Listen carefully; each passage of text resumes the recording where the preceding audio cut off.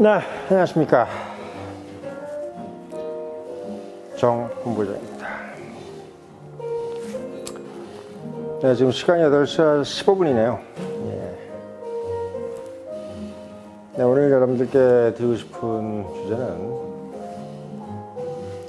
박정희, 박정희에 대해서 한번 이야기를 좀 드릴까 합니다. 박정희라고 하면은 이제 대한민국에서는 논란이 여전히 있는 분이죠. 보수 쪽에서는 국부이면서도 사회주의 경제를 지향했다고 해서 뛰어넘어야 될 분이고, 진보 쪽에서는 민주주의 적으로서 군부 쿠데타를 일으키고 헌정 질서를 물러나게 한 민주주의 적이지만 시장 경제에 모든 걸 맡기지 않고 케인처럼 사회주의 경제 정책을 펼쳐서 성공한 몇 안 되는 지도자입니다. 리더죠. 그러니까 양 진영에서도 결국은 이제 너무 좋아만 할 수도 없고 그렇다고 해서 너무 죽음만 할 수도 없는 그런 리더가 바로 박정희인 거죠. 자, 그래서 이제 박정희에 대해서 이야기하는 것은 뭐 정치적으로 이야기할 때는 상당히 논란이 많기 때문에 또는 경제도 마찬가지고 그냥 그런 근본적인 이야기만 좀 드리는 게 좀 어떻겠나 이런 생각이 좀 들고, 또 하나는 뭐냐면 오늘 이제 박정희 얘기를 하게 된 거는 윤석열 대통령께서 이제 일본을 갔다 오셨잖아요. 그래가지고 이제 일본을 갔다 온 것이 상당히 잘했다 또는 뭐 어떤 분들도 있고, 또 반대로 이제 일본을 가서 자존심을 구기고 국가의 어떤 자존심을 잃었다 이런 어떤 이제 비난을 받으면서 이제 양쪽에서 상당히 이제 왈가왈부를 하고 있습니다. 그래서 이제 일본이라는 나라를 가장 잘 이해한 지도자가 결국 이제 박정희라는 어떤 생각이 좀 들어가지고 여러분들한테 좀 이야기를 하게 됐습니다. 박정희 대통령은 일본을 이렇게 얘기했다 그래요. 그냥 뭐 다른 거 같아부터 얘기할 필요 없고 그냥 일본은 경제적으로만 보면 된다. 그러니까 박정희라는 분이 일본에 대해서 뭐 어떤 원수지간으로 생각해서 일본을 상당히 뭐 배척하지도 않았고, 반대로 또 일본에 대해서 뭐 너무 동경하는 뭐 그런 것도 없었다 그래요. 뭐 측근에 의하면. 그래서 일본이라는 나라에 대해서는 그냥 그야말로 아주 그냥 냉정하게 현실적으로만 바라보는 사람이 이제 대한민국 리더 중에서는 박정희가 가장 높다고 합니다. 그러니까 보면 이제 뭐 이승만 대통령 같은 경우는 또 일본을 상당히 감정적으로 대해서, 본인이 이제 독립운동을 했던 분이라 일본하고 국교도 정상화 안 하고 뭐 일본이라는 나라, 일본 뭐 자유선이라는 것을 그어가지고 일본 뭐 어선이라든지 일본 뭐 어떤 선박이 왔을 때 그냥 대표를 갈려버리는 뭐 그런 일이 있었다 그래요. 그래서 이제 한국과 일본은 그때만 해도 그냥 적대국, 그러니까 외교 관계가 없는 그런 국가 상태였기 때문에 뭐 한일협정 같이 그런 일들도 있을 수 없었던 거죠. 근데 박정희가 이제 어떻게 보면 박정희 정권이 이제 1961년에 5.16을 이제 성공시키면서 이제 1965년 한일협정을 이제 타결하게 되는 겁니다.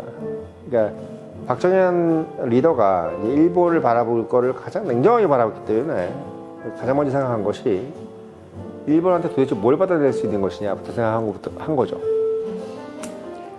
자, 일본이란 나라를 이제 왜 그러면 박정희가 가장 냉정하게 바라볼 수 있었느냐라고 생각하면, 그리고 왜 박정희가 또 인정을 받을 수밖에 없느냐를 제가 말씀을 드리면 바로 또 그 부분이에요. 일본을 가장 잘 이용한 리더였다. 정말 잘 이용한 리더가 박정희다. 다른 어떤 국가 지도자들은 일본을 그냥 감정적인 대상, 그냥 국민 정서 입장에서 바라보든지, 아까도 얘기했지만 이제 자기가 독립운동을 했기 때문에 그런 부분에서 바라보든지 정도로 얘기가 됐는데, 이제 박정희는 저걸 어떻게 내 입장에서 좀 한번 어떻게 좀 나한테 이득이 되게 할까, 이런 생각을 한 리더였던 거죠. 근데 왜 그렇게 됐냐면 박정희는 누구보다도 일본을 잘 알고 있던 리더입니다. 특히 이제 박정희가 일본을 통해서 배운 것들이 상당히 많아요. 어떤 게 많느냐? 이제 박정희는 일본 육군의 이제 장교였죠. 당시만 해도 이제 일본 육군, 특히 이제 일본 육군사관학교를 나온 수재. 그것도 이제 만주 군관학교를 들어가서 거기서 너무 공부를 너무 이제 성적이 좋아서 일본 육사도 편입된 게 몇 명 되지도 않는데 그 중에서 몇 프로 되지도 않는 상위 뭐 5% 안에 드는 어떤 사람만 이제 일본 육사로 편입이 되는데 거기에 끼어가지고 결국 일본 육사로 편입이 돼서 일본 육사에서 정기적으로 수료를 하고 졸업을 해서 자기 본인이 이제 일본 육사라 그러면 그때만 해도 뭐 고등 문관 시험을 봐서 고시죠. 문관이 되는 거다 또는 육군사관학교를 가서 장군이 되는 거, 이게 두 가지가 이제 어떻게 보면 그 시대에서는 엘리트였습니다. 뭐 지금도 마찬가지일 수 있겠지만. 당시는 이제 1939년 이후로 중일전쟁 이후로 뭐 2차 세계대전까지 일본은 이제 어떻게 보면 군국주의 체제로 가기 때문에 장교나 군인이 상당히 높은 지위를 가졌겠죠. 거기 특히나 육군사관학교를 나왔다는 것은 상당한 어떤 계급을 의미하는 겁니다. 그래서 박정희가 육군사관학교, 일본 육사 동기생들도 상당했었고, 또 본인이 일본 육사를 나와서 실제 일본 육사 동기뿐만 아니라 그런 어떤 인맥들이 상당했다고 그래요. 박정희가 일본 육사를 다니는 것도 있고 또 만주군 관동군에서 이제 근무를 하면서 본 일본은 어떤 나라였냐면 전시 체제에 상당한 동원력을 가진 어떤 그런 국가로 보였을 겁니다. 또 그랬다고 합니다. 그래서 박정희가 이제 일본이라는 나라를 가장 잘 이용하게 된 첫 번째 계기는 본인이 일본의 상당한 엘리트 학교를 나왔고 육사라는 또 거기서 많은 어떤 그 고급 인재들 그리고 상류층의 이제 어떤 자제들과 소통하면서 일본이라는 나라가 어떻게 해서 이렇게 작은 섬나라에서 미국과 저렇게 맞다이를 하고 그리고 중국을 거의 뭐 제압을 하고 동남아시아까지 다 저렇게 점령을 하면서 갈 수 있었던 그런적인 것이 뭐였는가를 배웠을 거예요. 그리고 또 그런 것을 이루기 위해서 어떤 것을 가장 기관적으로 해야 되느냐, 기초적으로 해야 되느냐를 또 배웠는데 그 대표적인 것이 바로 기관산업, 중화학공업 이런 것들이 어떤 한 국가가 역량을 펼쳐나가는데 얼마나 중요한지를 박정희는 일본 육사를 통해서 깨달았다고 합니다.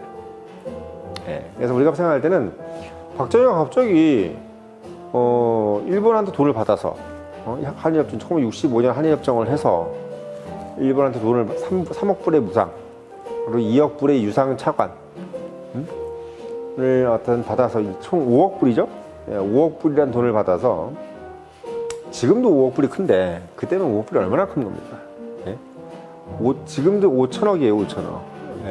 5천억입니다. 근데 5천억인데 그 5천억인데 그게 이제 그때 당시 5천억이면 우리나라 그때 예산이 300억인가 그랬으니까 뭐 300억도 안 됐을 거예요. 그러니까 예산이 몇십 배예요. 몇십 배의 돈을 받아서 뭐 아시겠죠? 이제 포항제철이라는 어떤 그런 기업도 만들고 그렇게 했습니다. 그래서 박정희가 그런 어떤 일본한 돈을 받게 되는 계기를 만들게 된 거나 그러니까 한마디로 얘기하면 이승만처럼 박정희 하지 않고 그러니까 뭐 일본의 나라는 그냥 우리가 상종할 나라가 아니냐 이렇게 본 것도 아니고 일본이 어떤 저력을 보고 또 일본이 가지고 있는 힘 이런 것들을 경험해 봤기 때문에 일본한테 이런 식으로 대응해서 이런 걸 빼먹어야 된다. 그러니까 일본을 돈을 빼먹을 대상으로 생각한 것이 박정희가 시초예요. 그래서 돈을 일단 5억 달러를 빼먹었죠. 일본이 아무리 경제 대국이라도 당시 5억 달러면 큰 돈이에요. 상당히 큰 돈입니다.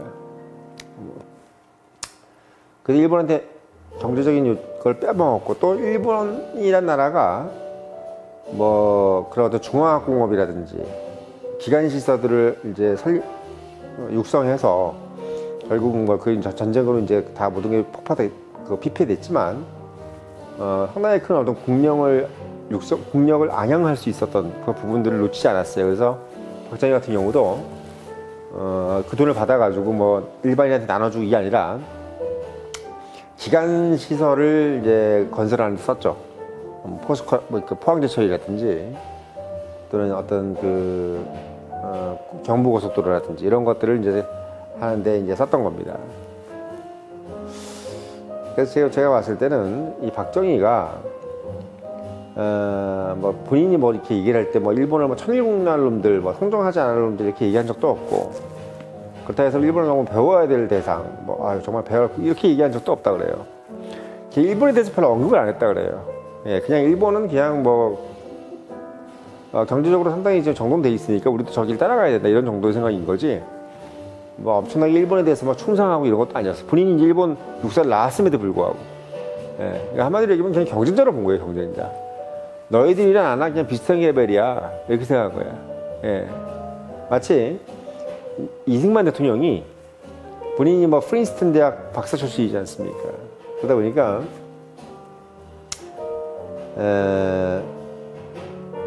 명문대학이잖아요. 그러니까 미국이란 나라의 어떤 엘리트들 정도의 레벨로 해서 봤을 때 미국이란 나라를 어떻게 보면 우리가 이용할 대상으로 생각하는 거지. 막 미국에 대해서 그냥 지금 우리 태극기 할아버지들처럼 무조건 따라야 될 나라, 뭐 아버지 나라 이렇게 생각한 것이 아니라 미국을 어떻게 하면 잘 이용할 수 있을까? 국제 정치적으로 어떻게 하면 미국을 잘 이용할 수 있을까를 고민했던 것이 바로 이승만이었던 거하고 똑같은 거예요. 네, 똑같습니다. 그래서 여러분들께서 뭐 박정희라는 대통령을 생각을 하면서 우리가 이제 일본이라는 나라를 너무 감정적으로 대응하는 것이 옳지 않다. 그러니까 당시에도 이제 박정희가 이제 한일협정, 1965년 한일협정을 맺으면서 막 대학생들이 엄청 데모를 하고 뭐 반대를 하고 했다고 하죠. 민족 자존심을 버렸다. 이렇게 했는데 실제 일본한테 상당한 돈을 받은 건 사실입니다. 사실이에요. 그래서 이번에 윤석열 대통령께서 일본에 가셔서 여러 가지 이제 관계를 정상화하고 또 이제 뭐 WTO 제재도 풀고 또 일본도 또 어떻게 보면 이제 반도체 소부장 소재들을 이제 수출을 이제 해제함으로써 양국 간에 불필요한 어떤 소모전을 이제 없애게 만들었다는 거, 이런 것들은 어떻게 박정희를 닮아가는 것 같은 느낌이 좀 들어서 제가 참 흐뭇했고, 나머지 어떻게 보면 우리가 이제 뭐 나중에 이제 어떻게 보면 좀 감정적으로 일본한테 우리가 받아야 될 것들은 그건 우리가 이제 좀 더 강해지면 국가가 강해지면요, 국가라는 것은 못할 게 없는 존재입니다. 그래서 국가가 우리가 일본보다 월등해지면 일본이 알아서 그냥 우리가 사과하지 말라 해도 와서 해요. 일본이라는 민족성은 강약 약강입니다. 예? 약한 자한테 강하고 강한 자한테 약한 민족성이기 때문에 우리가 그냥 열심히 노력을 해서 강해지면 알아서 와서 미국한테 저렇게 굽신굽신한 것처럼 우리한테 굽신굽신 하려합니다. 예전에 뭐 통신사 보내고 막 이럴 때 보십시오. 일본이 우리보다 국민이 뭐 민족 수가 적어서 그런 것, 머리 수가 적은 것도 아니고 땅덩이가 적은 것도 아닌데도 불구하고 머리를 조아렸던 것처럼 아마 똑같이 그렇게 이제 머리를 조아릴 것이라고 저는 생각이 들어요. 그래서 그런 부분들을 저는 좀 봤을 때는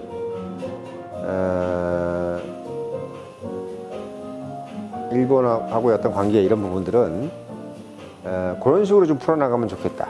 네, 그러니까 우리가 현실적으로는 일본을 보자. 우리가 어떤 뭘 얻을 수 있을 것인가에 대해서만 좀 보면 된다. 이렇게 판단하면 된다고 저는 생각이 들어요. 그래서 이번에 윤석열 대통령이 했던 일본의 방문 이런 것들은 우리가 박정희 대통령께서 일본을 어떻게 보면 이용하는 것, 이거를 우리가 모범으로 삼아서 생각을 하면 된다. 이렇게 말씀을 드리고 싶습니다.